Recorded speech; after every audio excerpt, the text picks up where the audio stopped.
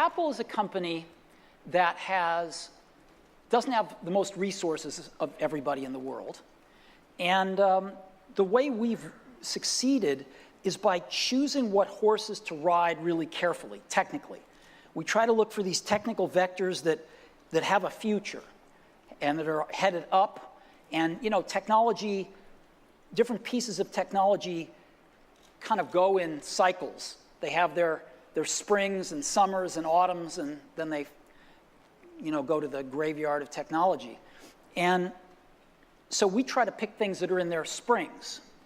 And if you choose wisely, you can save yourself an enormous amount of work versus trying to do everything. And you can really put energy into making those new emerging technologies be great on your platform, rather than just okay because you're spreading yourself too thin. So we have a history of doing that. As an example, we went from the 5-inch floppy disk to the 3.5-inch floppy disk with the Mac. Before other people, right? We were the first to do that. We made the 3.5-inch floppy disk popular.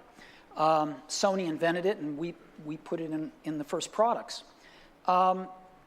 And there were some good reasons we did that.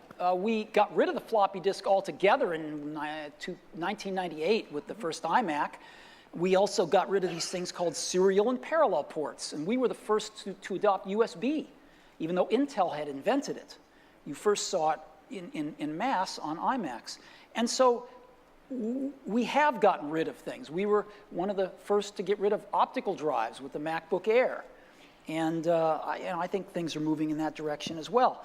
And sometimes when we get rid of things like the floppy disk drive on the original iMac, people call us crazy. Or at least premature, maybe. No, they call us crazy. Oh, okay.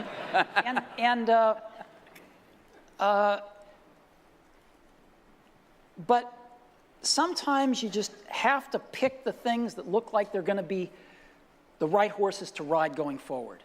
And what if people say, you know, the iPad is crippled in this respect? Well, I'd say two things. Number one, things are packages of emphasis. Some things are emphasized in a product, some things are not done as well in a product, some things are chosen not to be done at all in a product. And so different people make different choices. And if the market tells us we're making the wrong choices, we listen to the market. I mean, we're just people running this company. We're trying to make great products for people. And so we have at least the courage of our convictions to say, we don't think this is part of what makes a great product. We're going to leave it out. Some people are going to not like that. They're going to call us names. It's not going to be in certain companies' vested interests that we do that, but we're going to take the heat because we want to make the best product in the world for customers. And we're going to instead focus our energy on these technologies, which we think are in their ascendancy and we think are going to be the right technologies for customers. And you know what? They're paying us to make those choices. That's what a lot of customers pay us to do, is to try to make the best products we can. And if we succeed, they'll buy them. And if we don't, they won't. And it'll all work itself out.